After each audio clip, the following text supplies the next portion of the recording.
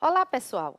Chegamos aqui nesse nosso último encontro de Direito Empresarial, voltando-nos sempre para esse concurso de tabelionato, que é um concurso onde o direito empresarial tem um peso realmente relevante.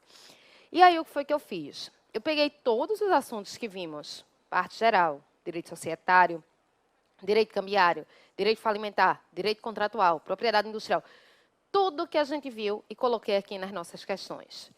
Dei mais ênfase àquelas bancas, aqui nesse momento eu não tenho um edital em específico, mas aí eu dei mais ênfase àquelas bancas que costumam fazer mais provas de cartório, né? VUNESP, IESES, Consulplan, dentre outras. Mas tem questões aqui de todas as bancas, CESP, FCC, FGV, de maneira que vocês estejam bem preparados. Eu digo sempre que a melhor forma de você se preparar para um concurso, qualquer ele que seja, além, obviamente, da leitura da doutrina, além, obviamente, de assistir às aulas, é fazendo exercícios. Então, deixa eu te dar uma dica. Se você ainda não fez os exercícios, vá fazê-los sozinho, sozinha. Depois que você terminar, volte para cá só para corrigir. Não faça juntamente comigo, não. Tá? Fica muito mais interessante se você já se testar, se autotestar, e depois estiver aqui só para tirar uma dúvida, para conferir melhor uma resposta. Então, seguindo a ordem daquilo que foi apresentado para vocês, vamos começar com a questão de número 1. Com a vigência do novo Código Civil, já não é mais tão novo assim, mas tudo bem. Já não cabe mais nem dizer novo Código de Processo Civil, né? Quanto mais Código Civil. À luz do artigo 966, é correto afirmar que o direito brasileiro concluiu a transição para a teoria da empresa, como a gente falou. Essa teoria da empresa, ela tem a matriz no direito italiano. Gente, a princípio, o Código Comercial de 1850, ele adotava a teoria dos atos de comércio. Era a teoria adotada pelo nosso Código Comercial de 1850. Com o passar dos anos, quando o Código Civil revogou quase que totalmente o Código Comercial, a gente rechaçou essa teoria e passamos a ter a chamada teoria da empresa. E daí, inclusive, mudamos a nomenclatura de nossa disciplina. Essa teoria, ela tem como base as ideias do direito italiano, ao passo que a antiga teoria dos atos de comércio tem por base o direito francês. Daí porque a nossa resposta, então, passa a ser a letra B. Lembrando-se que o Código Comercial, nesse momento, o Código Comercial de 1850, encontra-se basicamente todo revogado. Só tem uma parte dele que está em vigor, que é a parte relativa ao direito marítimo. É uma parte que não costuma ser cobrada em prova, dificilmente a temos, tá certo? Então, teoria da empresa de matriz italiana. E aí, a gente vai adiante na nossa segunda questão. Se o empresário tornasse incapaz, vejam o que foi que a gente disse. Imagina o seguinte, João, ele é empresário. Quando a gente fala de empresário, estamos falando da figura do empresário individual. E aí, gente, João, ele era uma pessoa capaz e ele se torna incapaz. Ele tem um acidente, por exemplo, e se torna incapaz. Ou João morre. Essa disposição que vamos falar aqui, do artigo 974, da continuidade da empresa, tanto se aplica para o caso do capaz ficar incapaz, quanto se aplica também para o caso de continuidade através do seu herdeiro. Para que, segundo o caput do artigo 974, para que haja continuidade da empresa individual nessas duas circunstâncias, quer o empresário seja capaz e se torne incapaz, quer haja transferência por herança, são necessários dois requisitos. Se eu tenho uma pessoa incapaz, ela precisa ser representada ou assistida. E o segundo requisito é a autorização judicial. Essa autorização judicial, inclusive, ela é do tipo precária. O juiz pode revogá-la a qualquer momento. A gente vai pegar aqui e vai aproveitar esse momento para te trazer mais informações, além daquelas que a gente já trouxe. Então, vamos ver aqui o que é que vai acontecer nessa circunstância. Poderá, por meio de representante ou devidamente assistido, continuar a empresa antes exercida por ele enquanto capaz, independente de autorização judicial, não. É imprescindível a autorização judicial. Aqui a gente vai para o 974, parágrafo 1º, sempre do Código Civil. Quando eu sair do Código Civil, eu aviso, tá? Mas vai demorar. Letra B. Não poderá, ainda que por meio de representante, continuar. Já expliquei. Letra C. Poderá, por meio de representante ou devidamente assistido, continuar a empresa antes exercida por ele enquanto capaz, devendo, para isso, preceder a autorização judicial, que é revogável e não ficam sujeitos ao resultado da empresa os bens que o incapaz ele já tinha da interdição, desde que estranhos ao acervo daquela. É justamente essa a nossa resposta. Primeiro requisito, ele precisa de representação ou de assistência. Segundo requisito, precisa de sentença judicial. Essa autorização judicial é precária, é revogável a qualquer tempo. E os bens que o incapaz tinha ao tempo da interdição, se forem estranhos ao acervo da empresa, não ficarão sujeitos ao resultado dela.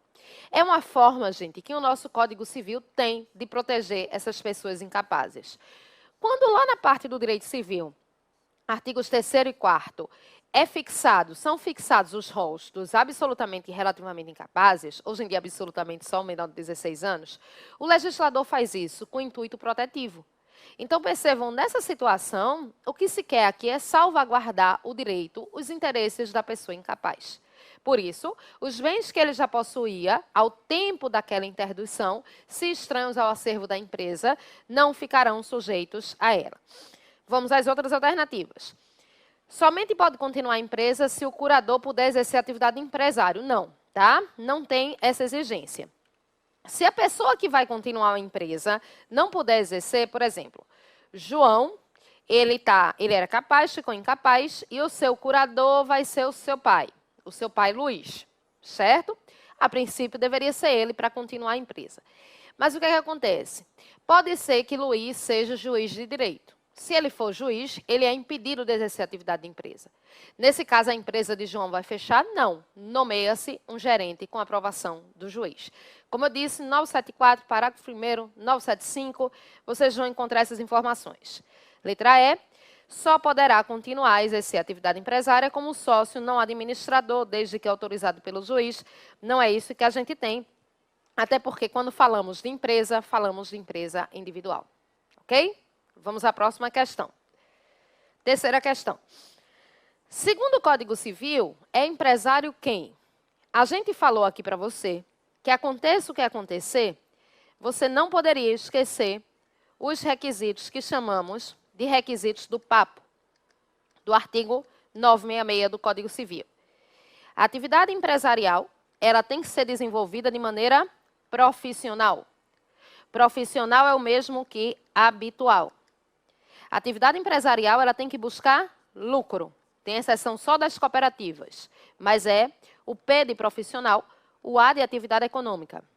O outro P é para atividade empresarial pode produzir, quanto faz circular tanto bens quanto serviços. E o O é o elemento trazido como sendo de organização. Então, gente, percebam, para que eu tenha uma atividade empresarial, necessariamente eu preciso ter a conjugação desses 4 elementos. E esses 4 elementos trazem para a gente, no artigo 966, o conceito do que seja empresário. Mais uma vez eu repito para vocês. Quando eu falo na expressão empresário, eu falo necessariamente empresário individual. A gente tem uma coisa do sentido vulgar, do dia a dia, que nos atrapalha. Deixa eu te dar um exemplo. Digamos que eu e João, a gente vai constituir uma sociedade. O que é que você costuma dizer? Renata é empresária, João é empresário. Não somos. Quem é empresária nesse caso é a sociedade. Toda vez que tratarmos da expressão empresário, estamos falando de empresa, de empresário individual. Tá certo? Então, vamos atrás da nossa resposta. Letra A. Quem exerce profissionalmente atividade com fins lucrativos, independente da atividade, não. Não. Porque existem atividades que não são atividades de empresa. Por exemplo, eu sou advogada, tá? Eu exerço uma atividade com fins lucrativos. Posso exercê-la sozinha, posso exercê-la, né, se for um caso em uma sociedade, mas eu não sou empresária, porque a atividade de advogado não é empresa. Então, não é qualquer atividade, né? Tem as exceções do parágrafo único, do artigo 966 que vimos, do LICA. Atividade intelectual, de natureza literária, científica, artística, não são atividades de empresa. Então, não é qualquer atividade econômica. Letra B. Quem exerce profissionalmente atividade econômica organizada para a produção ou circulação de bens ou serviços. Exatamente a dicção do 966. Quem seja sócio controlador de qualquer sociedade que seja. Não. O sócio, ele é cotista, ele é acionista, ele é investidor, mas quem é empresário é a sociedade, não o sócio. Letra D. Quem exerce, ainda que não profissionalmente, então eu já tiro aqui de lado, porque a atividade tem que ser desenvolvida de forma profissional. Profissional é o mesmo que habitual. Uma coisa que eu chamei muito tua atenção e vou aproveitar, porque já faz tempo que a gente deu essa primeira aula, não sei há quanto tempo você assistiu. A gente disse que a atividade empresarial, para ser regular, ela precisa ser registrada na junta comercial. Porém, o registro na junta comercial não é elemento de configuração. O registro na junta não está no artigo 966. O registro na junta é para que a empresa seja regular, para que o empresário seja regular. Não é elemento constitutivo. Se eu exerço atividade, conjugando os requisitos do artigo 966, quer eu me registre na junta, quer não, minha atividade é de empresa. Tá? Não esqueçam disso, eu até disse assim na época. O que mais se pergunta sobre o artigo 966 não está no artigo 966. Então, registro não é requisito de configuração da atividade empresarial, mas sim requisito de regularidade. Vamos adiante. Incumbe ao Registro Público de Empresas Mercantis a matrícula, dentre outros, do... Deixa eu só te lembrar uma coisa aqui que a gente falou. Deixa eu pegar aqui o nosso slidezinho em branco para a gente tratar sobre isso. Cada estado, ele tem sua junta comercial. São órgãos estaduais, né? Cada estado tem sua junta. Eu tenho um órgão federal que tutela o registro de empresa em nosso país, que é o Departamento de Registro Empresarial e Integração. Departamento de Registro Empresarial e Integração, que é o DREI. Isso daqui forma o que chamamos de Registro Público de Empresas Mercantis. Então, a primeira coisa que eu quero te dizer é, dificilmente numa prova você vai encontrar a expressão junta comercial. Porque dificilmente o nosso código fala em junta comercial. Eu vou lhe dizer que a gente tem a expressão junta comercial no código umas 2 vezes. Por aí, 2 ou 3 vezes no máximo. Prefere chamar de Registro Público de Empresas Mercantis, englobando todo o sistema de registro, tá? A junta, ela tem algumas funções, que são as funções que a gente chama de precípuas. Constituem a tríplice função da junta. A função básica das juntas é arquivar atos constitutivos. Eu já te disse que arquivar não é encerrar. Arquivar é registrar as empresas. Gente, toda e qualquer modificação que for feita na empresa precisa ser avisada à junta. É a forma de você tornar tudo público. Então, uma outra função que eu vou atribuir à junta é a função de averbação. Mas, na questão que estamos falando, essa questão ela fala de uma outra função da junta que às vezes nem é tão comentada assim, mas é a função de matricular certas profissões. Só que aí eu não vou dizer quais são, porque eu já estou dando a resposta. Daqui a pouco eu volto para a questão. Fazendo a comparação a grosso modo, né, para a gente ser advogado, a gente tem que se matricular, a gente tem que se inscrever perante a Ordem de Advogados do Brasil. Então, é fazendo uma comparação, né? Se eu sou engenheira, eu tenho que ter lá minha inscrição no CREA, Conselho Regional de Arquitetura e Engenharia, né? É o CREA mesmo, e por aí vai. Então, cada órgão, né, cada classe ali, costuma ter seu órgão de competência. E, nesse caso, essas profissões precisam estar matriculadas na junta. Observe o que eu te disse, o seguinte, gente, tudo que está na junta é público. E eu posso ter acesso a tudo, independente de alegar motivo. o que a junta vai te pedir é, cada empresa tem um número de identificação no registro de empresa. Então, cada empresa tem o seu NIRI. Muita gente acha, a junta atribui o CNPJ. Não, eu não estou dizendo que CNPJ não seja importante para a junta. Mas o CNPJ é algo de maior importância para a Receita Federal, tá? Então, fica ligado, assim, nesses detalhezinhos. E quem são essas atividades que precisam ser matriculadas na junta para a gente falar delas? Então, aqui eu tenho, se vocês prestarem atenção, basicamente, uma alternativa vai ter uma coisinha a mais, outra alternativa vai ter outra coisa a menos. A nossa resposta vai ser leiloeiro, tradutor público, intérprete, trapicheiro e administrador de armazém em geral. Gente, letra A, eu tenho, por exemplo, corretor de imóveis. Corretor de imóveis é no Cresce, se inscreve no Cresce. Na letra B, eu tenho tradutor, intérprete e corretor de imóvel de novo.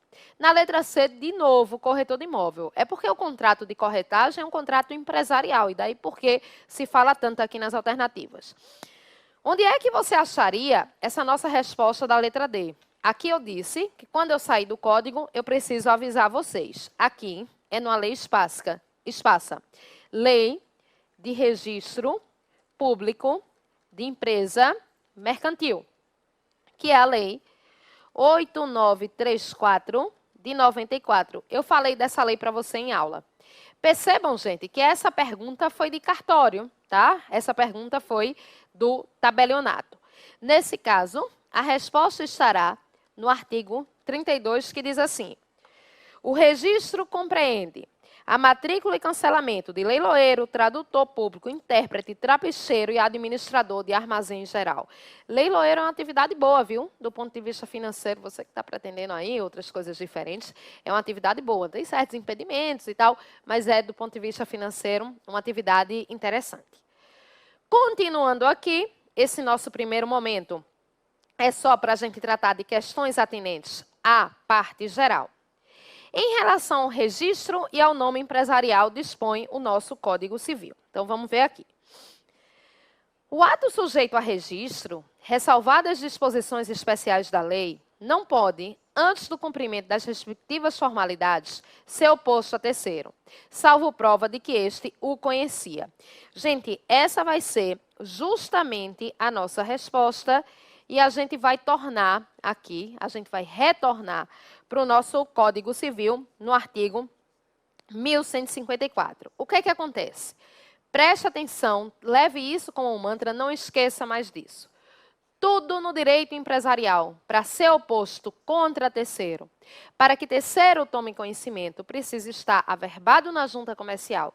E se for em torno de sociedade simples, averbado em cartório. Daí a importância da atividade que você tem. Faça a seguinte comparação. Em relação a imóvel, tudo não precisa estar averbado no cartório de imóvel. Para que todo mundo tome conhecimento, esse é o mesmo sentido do direito empresarial. Para as sociedades empresárias, naquilo que for modificá-las, vai ter que estar averbado na junta. Para as sociedades simples, vai ter que estar averbado no cartório de registro civil, como você bem sabe e a gente já falou aqui. Letra B. O registro dos atos sujeitos à formalidade exigida para o empresário e para as sociedades simples empresárias será requerido pelo sócio com poderes de gestão, no caso de emissão ou demora por qualquer um dos sócios, sendo que os documentos necessários ao registro, eles devem ser apresentados num prazo de 20 dias, contados da lavratura dos atos respectivos. Gente, aqui está errado, tá? Primeiro, porque o registro, segundo dispõe o artigo 1151, ele vai ser requerido pela pessoa que esteja obrigada em lei. Tá? E esses documentos precisam ser levados a registro num prazo de 30 dias, contado da lavratura dos atos respectivos. Então, esse prazo é de 30 dias. Eu até te disse o seguinte, na hora que eu expliquei. O artigo 967, imagina que uma empresa começa aqui. O artigo 967, ele diz que antes do início de suas atividades, a empresa já deve estar registrada. Mas se dá um prazo de lambuja dos documentos serem apresentados em 30 dias. Se os documentos forem apresentados em 30 dias, o registro produzirá efeitos ex tunc. Se além de 30 dias, ex nunc, explicamos isso para você. Letra C. Para fins de registro, cumpre a autoridade competente a qualquer tempo verificar a autenticidade e legitimidade do signatário do requerimento, bem como fiscalizar a observância das prescrições legais concernentes ao ato ou documentos apresentados, obrigando-se a comunicar num prazo de 30 dias ao representante do MP eventuais indícios de fraudes detectadas. Essa daqui, gente, também, claro, né, se a gente já deu a resposta, ela está errada. E observe o que diz a leitura do artigo 1153 e seu parágrafo único. Cumpre a autoridade competente antes de efetivar o registro, então tem que ser antes, verificar a autenticidade e a legitimidade, então não é a qualquer tempo, é verificar antes. E das irregularidades encontradas deve ser notificado o requerente, que se for o caso deve saná-las observando-se as formalidades da lei, tá? E não o Ministério Público ainda nesse momento não. Letra D. É vedada a utilização da firma na sociedade anônima e nas comanditas por ações, que obrigatoriamente terão que adotar a denominação designativa do objeto social, aditada da expressão SA e comandita por ações por extenso ou abreviadamente. De fato, na sociedade anônima é vedada a utilização de firma.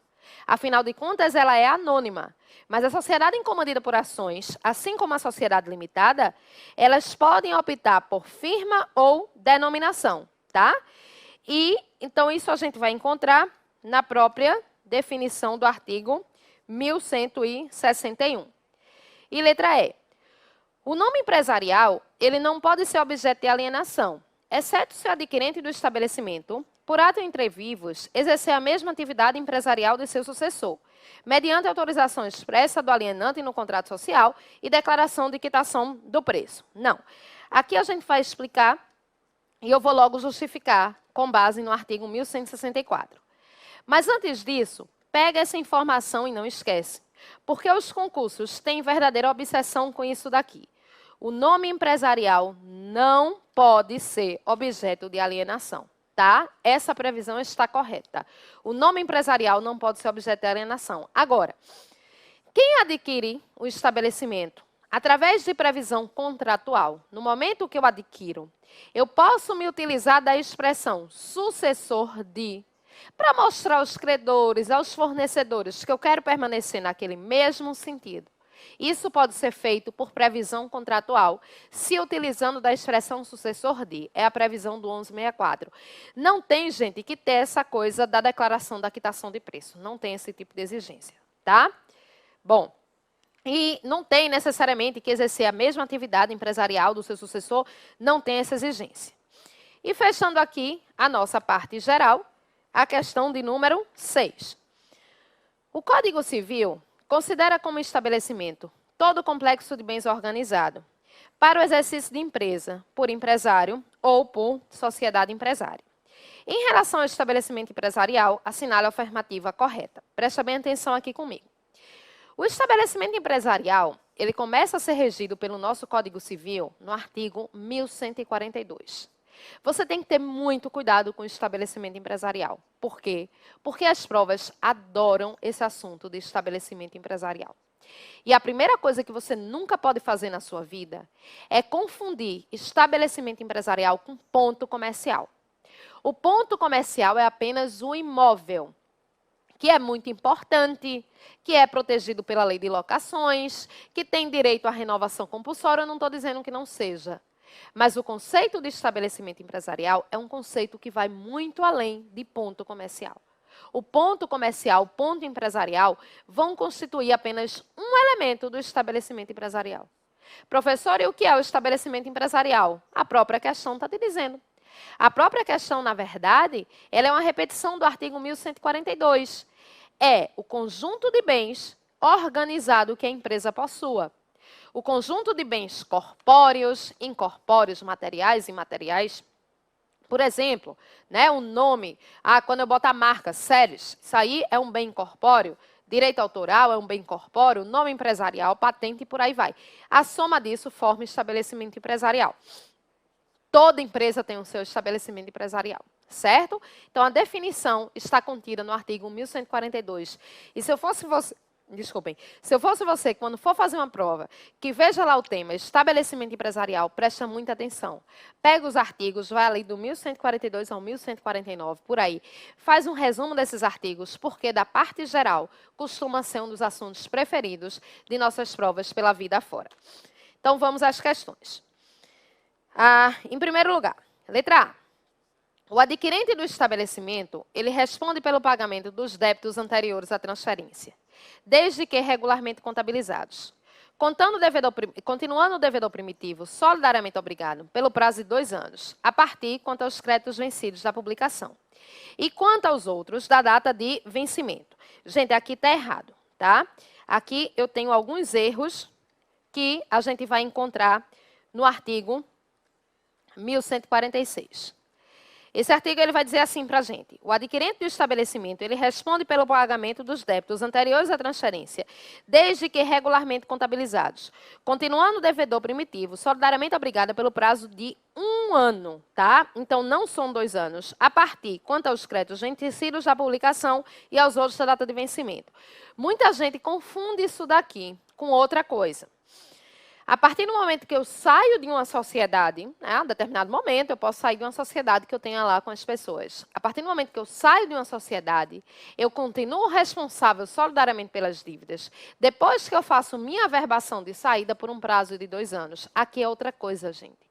Aqui é aquisição de estabelecimento, aqui é trespasse. Lembra que a gente falou disso? E percebam, isso daqui não é direito do trabalho, isso daqui não é direito tributário, isso daqui é direito empresarial. Pela regra do direito empresarial, se eu compro o estabelecimento empresarial de João, eu vou me responsabilizar pelos débitos desde que eles estejam devidamente contabilizados. Faz-se necessária essa exigência, essa boa-fé. Se João vai maquiar uma empresa para vir vender como se fosse uma empresa completamente saudável, ela não é, tá? É por isso que no momento que eu vou fazer o trespasse, que eu vou adquirir, eu devo ter acesso a toda a contabilidade. Então, nesse caso, de fato, pelas dívidas relativas ao direito empresarial, eu respondo por aquelas que estejam contabilizadas. Letra B. Salvo disposição em contrário, a transferência não importa a subrogação do adquirente nos contratos estipulados para exploração do estabelecimento, se não tiverem caráter pessoal, podendo os terceiros rescindir um contrato em 180 dias, não. Aqui a gente tem alguns erros.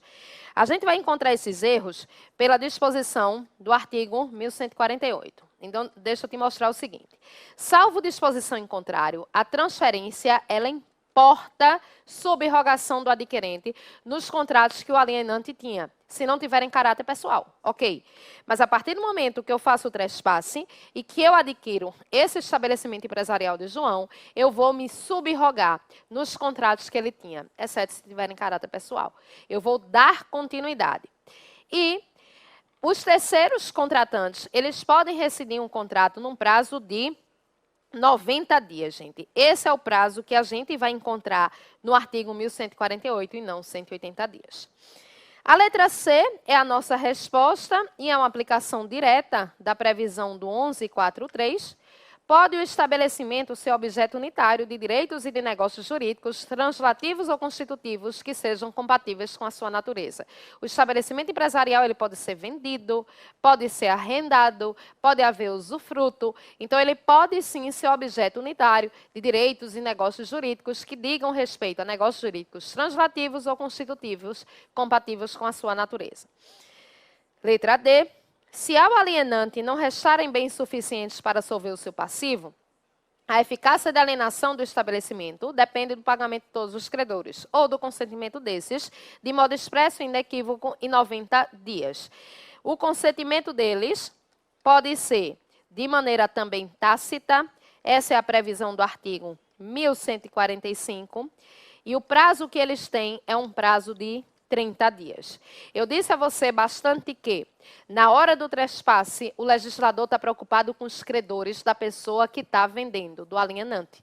Então, se a pessoa tem dívidas, se a pessoa tem credores, para que ela possa trespassar, ela precisa ou pagar todos os credores, porque aí ela não tem mais credores, ou se ela não conseguir pagá-los, ela tem que notificá-los para que eles se manifestem no prazo de 30 dias, de forma expressa ou tácita.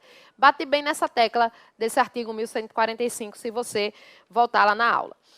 Não havendo autorização expressa, o alienante de estabelecimento não pode fazer concorrência ao adquirente nos 5 anos subsequentes à transferência, também se aplicando aí a caso de arrendamento, usufruto de estabelecimento e tudo mais, tá? No caso do trespasse, são 5 anos, é o que está no artigo 1147. No caso de arrendamento ou usufruto, essa proibição vai persistir durante o tempo ali que durar o contrato, que durar aquele negócio. Essa é a previsão do artigo 1147 e o seu parágrafo único é a chamada cláusula de não concorrência, de 5 anos. Então, se for do trespasse, são 5 anos. Se for de usufruto, se for de arrendamento num prazo previsto ali no contrato e naquele direito real. Gente, lembrando que esse prazo de 5 anos é estabelecido pela lei, mas as partes podem dispor em sentido contrário. Então, esse foi o nosso primeiro bloco tratando sobre questões da parte geral. Daqui a pouco a gente volta com outro assunto.